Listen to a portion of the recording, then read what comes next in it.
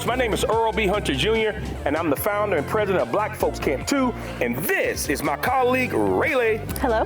Hey, we've partnered with North Carolina Department of Natural and Cultural Resources and North Carolina State Parks to celebrate North Carolina Year of the Trail. And to celebrate the vast network of trails North Carolina has to offer, we've invited some folks out to experience the state parks. Some have experience and some have never stepped foot in a park before.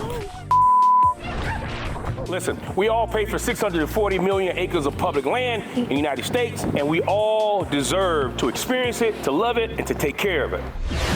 This is the Unity Blaze, and it means treat everyone, everywhere equally. It doesn't matter your race, your age, or your gender. We all are going to sit around the campfire and have amazing conversations. And we hope that you enjoy the journey with us and that you are inspired to get out on the trails this year, celebrate Year of the Trail, and enjoy all that North Carolina has to offer.